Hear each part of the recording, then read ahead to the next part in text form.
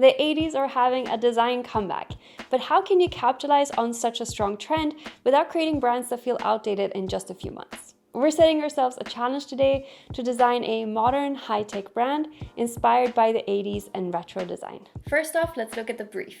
Today we're going to be designing for an imaginary, wearable technology company called Hapt. Hapt produces gloves and other wearables that give you a realistic sensory feedback when paired with VR and AR. The name comes from the term haptic feedback, which is when you get a physical response, like a vibration, for example, to completing a certain action. Like in video games, when you hit a certain target, your controller might vibrate, for example. For their first releases, Hapt will be a consumer-facing brand. As they grow, they hope to make partnerships with clinics, for example, that work on rehabilitation for things like strokes, for example, to help use that feedback to develop your motor skills. We had the idea for this challenge because Jeremy has been doing martial arts since he was a kid, and he also worked as a medic for a year. And the intersection of these two different points is super interesting. The first thing we want to do for any branding project is some good research. Looking around, it's clear that the current trends for tech is minimal and sleek. This is actually a really interesting trend that has followed the success of Apple's branding for their different tech products, and it's actually a topic that we're diving a little bit deeper into to see if there is a potential video there. But during our research, we stumbled upon this amazing article by Elizabeth Goodspeed. It's published in the IGA Ion Design magazine, and it talks about the resurgence of the 80s design style. Especially in the lifestyle and fashion industries, we're starting to see a little bit of a rejection of this highly minimalist trend. I highly suggest you pause this video and go read the article. We made sure to link it down in the description because it is super interesting. So here's the idea. Let's use a retro-inspired design to stand out as a modern tech brand. With this in mind, let's analyze the inspiration that we found to see which components actually create this style so that we can use them as a springboard for our own creations.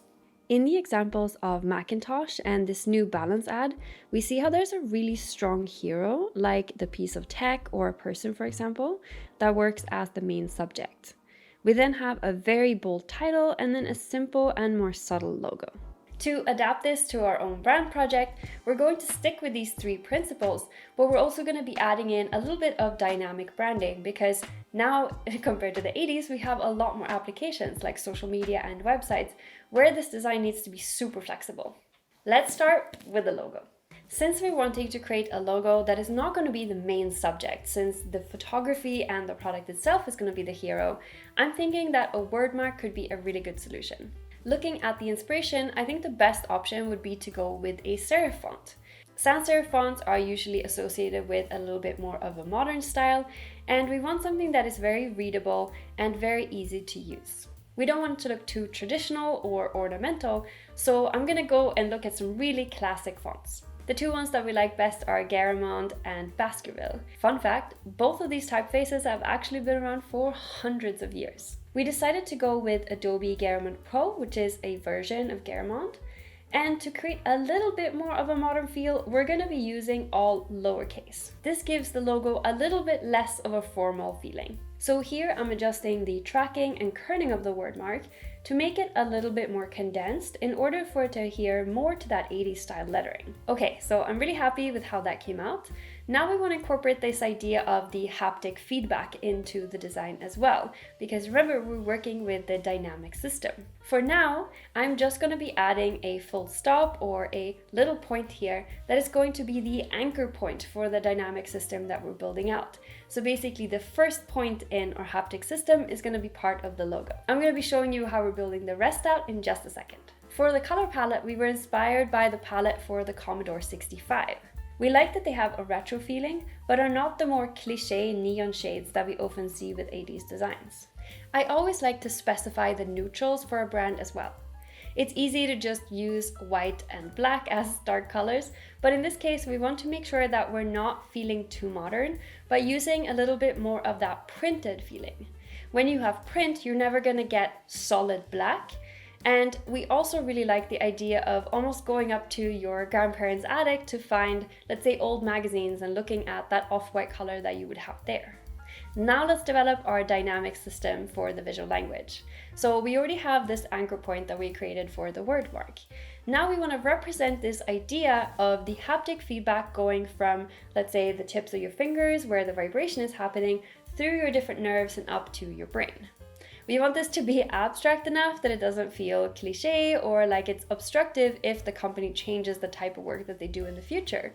But we also want it to be specific enough to be a little bit of a hint at the system. To do this, we initially created these systems of dots and lines that connect that could be kind of like data points or a network as well.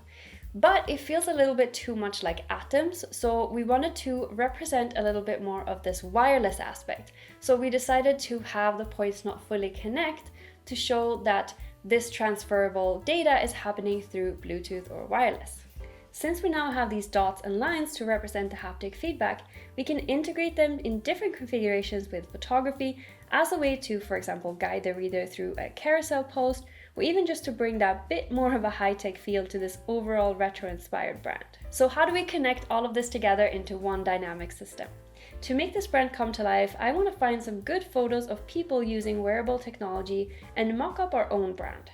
I found these images that I really like from sites we have licenses to, so now I'm going to use Photoshop tools to remove the current brand and then add our own branding instead. A big part of the 80s inspiration is the main subject on a solid background, so I think cutting them out would also be the way to go. Once the images are altered, we can layer in the bold titles and some nicely formatted text along with our bold images and dynamic visual language.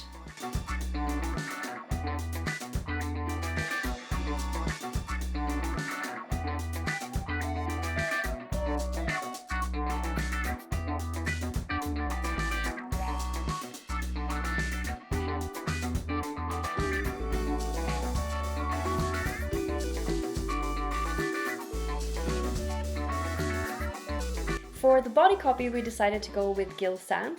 This is a very classic sans serif font, so it is very readable, but it is a little bit more condensed, which gives a little bit of a nod to that 80s inspiration.